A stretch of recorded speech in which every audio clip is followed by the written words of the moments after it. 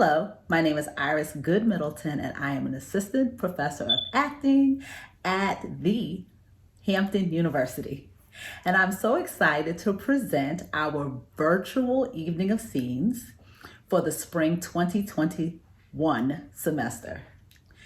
We have endured through our pandemic and still been able to produce this show. So I'm so overwhelmingly proud of the students as we present an evening of scenes featuring the works of the prolific writer August Wilson. So sit back and enjoy the students, many of them who've never acted before, as they present our evening of scenes. Enjoy. Hi, my name is Sana Rashid. I am a senior biology pre-med major from Oakland, California, and today I will be performing a monologue from August Wilson's Seven Guitars, Act 1, Scene 2, Vera. It wasn't nothing to you, but it was something to me. To have you just up and walk out like that? What you think happened to me? Did you ever stop to ask yourself, I wonder how Vera doing? I wonder how she feel? I lay here every night in an empty room, in an empty bed. Where? Someplace special? Someplace where you had been? The same room you walked out of? The same bed you turned your back on? You give it up and you want it? What kind of sense does that make? You had what you wanted and I didn't. That makes you special. You one of them special people that's supposed to have everything just the way they want it. Floyd, I wanted to know where you was bruised at, so that I could be a woman for you, so that I could touch you there, so that I could spread myself all over you and know that I was a woman, that I could give a man only those things a woman has to give, and he could be satisfied. How much woman you think it make you feel to know you can't satisfy a man? So he can say, yes, you're a woman. That's what you say, but you never believed it. You never showed me all those places where you were a man. You went to Pearl Brown and you showed her. Now, I don't know what she did or didn't do, but I look up and you right back here after I had given you up. After I had walked through an empty house for a year and a half looking for you. After I would lay myself out on that bed and search my body for your fingerprints. He touched me here. Floyd touched me here. He touched me here, and he touched me here, and he kissed me here, and he took me here, and he gave me here, and he ain't here. He ain't here. Quit looking for him because he ain't here. He's there. He's there.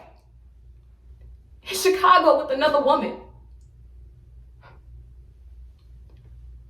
And all I have is a little bit of nothing, a little bit of touching. A little bit of myself left.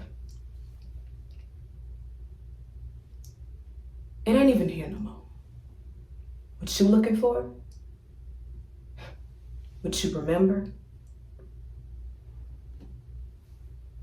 It ain't even here no more. Hello, my name is Olivia Johnson. I am a graduating senior, strategic communications major, political science minor from Los Angeles, California, and I'll be acting as Rena from Act 2, Scene 1 of The Jitney by August Wilson. Nah, Darnell, you ain't buy no house without me. How many times in your life do you get to pick out a house? You bought a den for Darnell. That's what you did. So I could go down there and watch your football games. But what about the kitchen? The bathroom? How many windows does a bedroom have? I mean, is there a place for Jesse to play? How much closet space is there? You can't just surprise me with a house and I'm supposed to be like, oh, Darnell, that's so nice. At one time I would have, but I'm not 17 no more. I got responsibilities. I want to know if there's a hookup for a washer and dryer because I got to wash Jesse's clothes. Is there a backyard? A fence? How far is it from Jesse's school? I'm not worried about where to put no TV. That's not what's important to me. And you supposed to know, Darnell. You supposed to know what's important to me like I'm supposed to know what's important to you. And I'm not asking you to do it by yourself. We're in this together. I'm here with you. But you see, house or no house, we still ain't got no food money. But if you would've just came and told me, if you would've just shared that with me, we could've went to my mother's house, got the $80 for the house, and still had money for food. You did it all wrong, Darnell. I mean, you did the right thing, but you did it wrong. Good afternoon. My name is Cameron Sanders. I am a sophomore from Detroit, Michigan, studying sports management, minoring in theater. And today, I will be performing a scene from Ma Rainey's Black Bottom as the character Levy. What I care about burning in hell. You talk like a fool. Burning in hell. Why didn't God strike some of them crackers down? That's it. That's the question. Don't come telling me this burning in hell shit. He a man of God. Why didn't he strike some of them crackers down? I'll tell you why. I'll tell you the truth, because it's sitting out there as plain as day. It's because he's a white man's God. God ain't never listened to no niggas' prayers. God take a nigga's prayers and throw them in the garbage. In fact, God hate niggas. Hate him with all the fury in his heart. Jesus don't love you, nigga. Jesus hates your black ass. Come talking that shit to me. Talking about burning in hell. God can kiss my ass. My name is Autumn Wiley, and I'll be doing Act 2, Scene 1 from Ma Rainey's Black Bottom. I've been doing this a long time. Ever since I was a little girl. I don't care about what nobody else do. That's what get me so mad about Urban. White folks try to be put out with you all the time, too cheap to buy me a Coca-Cola. I lets them know it though. Ma don't stand for no shit. Want to take my voice and trap it inside them fancy boxes with all them buttons and dials, and then too cheap to buy me a Coca-Cola. And it don't cost but a nickel a bottle. They don't care nothing about me. All they want is my voice. Well, I done learned that, and they gonna treat me how I want to be treated no matter how much it hurts them. They back there now, calling me all kinds of names. Everything but a child of God. But they can't do nothing else. They ain't got what they wanted yet.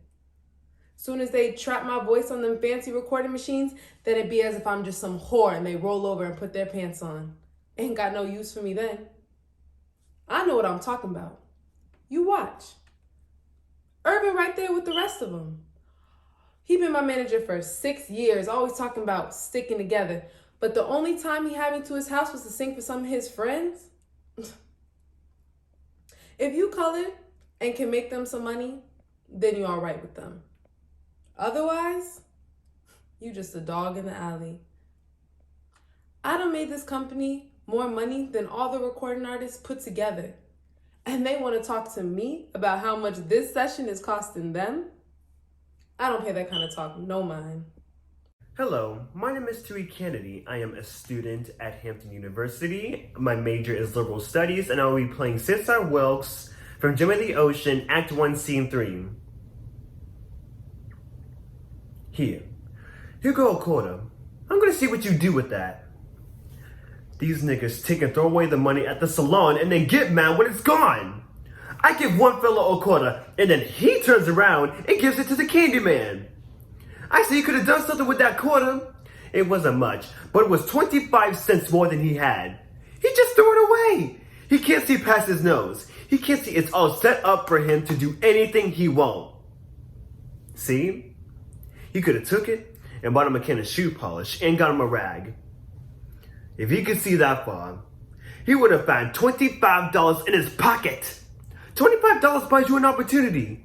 You don't need but $5 to get into the crab game. He don't do 5 opportunities away. The candy man's gonna give him a bigger wagon and another 5 pounds of sugar. He's gonna be digging digits the rest of his life. I'm gonna see what you do. You turn out 25 cents into $5 and come and see me? I'll give you a job. Hello, my name is Taylor Thomas. I'm a graduating senior. I'll be doing Fences, Act 2, Scene 1 as Rose. I've been standing with you. I've been right here with you, Troy. I got a life too. I gave 18 years of my life to stand right here in the same spot with you. Don't you think I ever wanted other things? Don't you think I had dreams and hopes? What about my life? What about me? Don't you think it ever crossed my mind to want to know other men, that I wanted to lay up somewhere and forget about my responsibilities, that I wanted someone to make me laugh so I could feel good? You're not the only one who's got wants and needs, but I held on to you, Troy. I took all my feelings, my wants and needs, my dreams, and I buried them inside you. I planted a seed and watched and prayed over it. I planted myself inside you and waited for it to bloom. And it didn't take me no 18 years to find out that soil was hard and rocky and it wasn't never gonna bloom. But I held on to you, Troy. I held you tighter. You was my husband. I owed you everything I had, everything I could find to give you.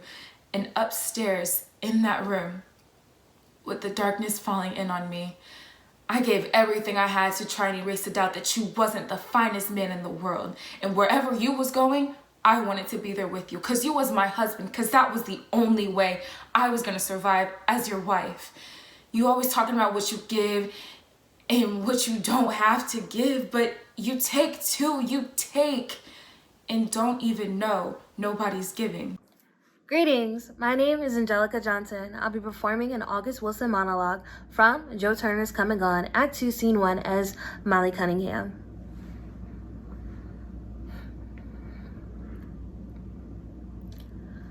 I don't trust none of these men, Jack or nobody else. These men, liable to do anything. They find one woman, get them tied and locked up with them, and then go around and find another. Molly don't pay them no mind. I never met a man that made anybody no good. These men go around making all these babies and then leave you to take care of them. Talk about they want to see what's on the other side of the hill. I ain't getting no babies. My mama taught me how to do that. Molly Cunningham ain't getting tied down with no babies. Had me a man one time who I thought had some love in him. Come home one day, he's packing his trunk.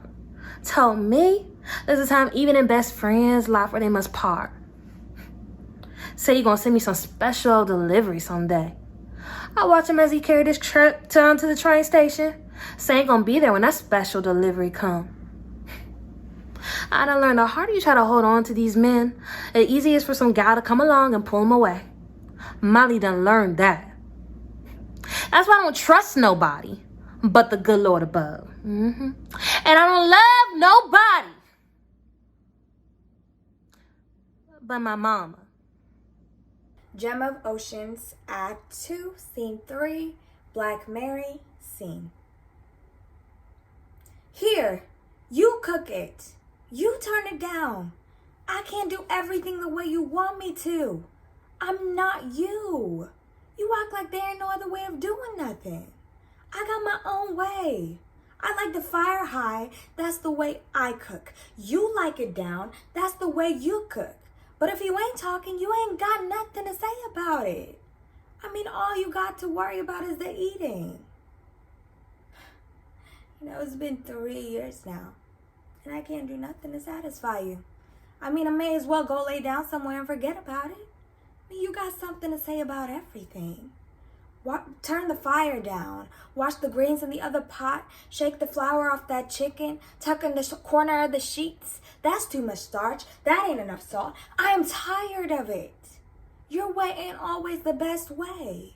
I got my own way, and that's the way I'm doing it. And if I stay around here, I'm doing it my own way.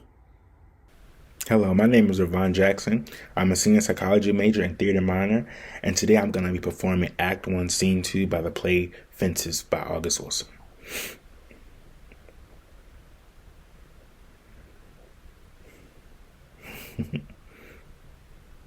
Did you know? When I was in heaven, every single morning, me and St. Peter would sit down by the gate and eat us some big fat biscuits. Oh yeah. Man, we had us a good time. We sit there and we eat them biscuits, then St. Peter would go off to sleep and tell me to wake him up when it's time to open up the gates for the judgment.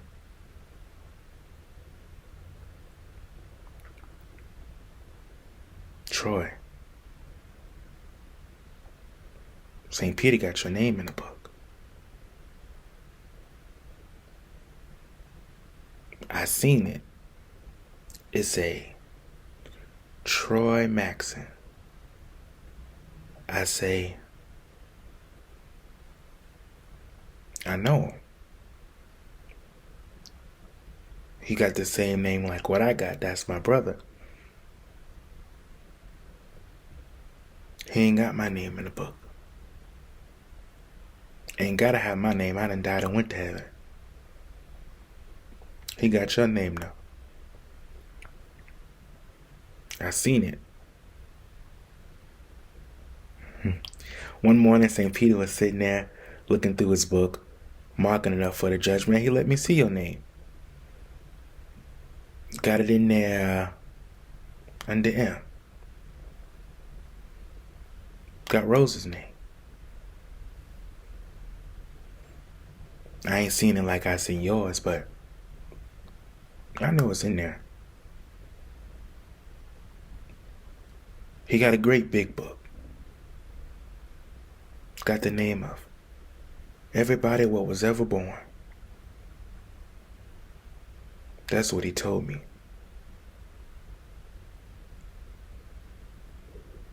But I seen your name. Seen it with my own eyes. Better get ready for judgment. Better get ready for judgment. My God is coming down. Better get ready for judgment. Better get ready for judgment morning. Better get ready for judgment. My Lord is coming down. Hi everyone, my name is Sydney Lewis. I am a third-year journalism major, liberal arts minor from Hillside, New Jersey. And today I have the pleasure of reading August Wilson's 7 Guitars, Act 2, Scene 2 by Ruby.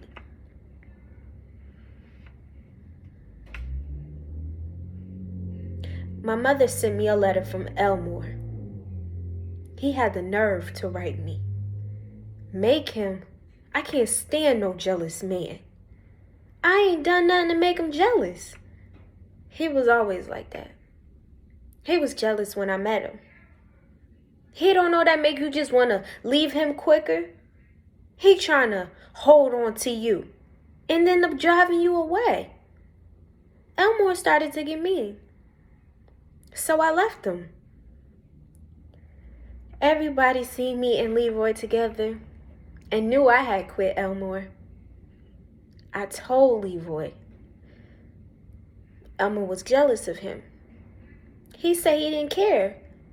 He said he still loved me. Asked me, who did I love?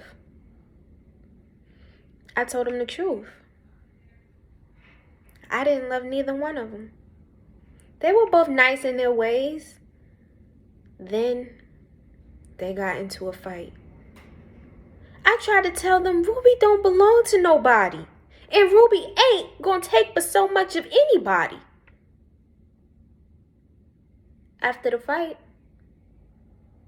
I saw Elmore. He asked me where Leroy was. He said he wanted to go make up.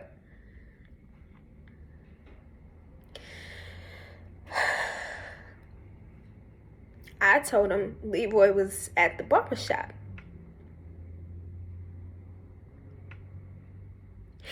And he went up there and he shot him before Leroy had the chance to say anything. The problem with Elmore was he never could get enough of me. He used to tell me he wanted to take it all so nobody else could have me. He wasn't going to leave none for nobody else to hear him tell it. That make you feel funny to be with a man who want to use you up like that.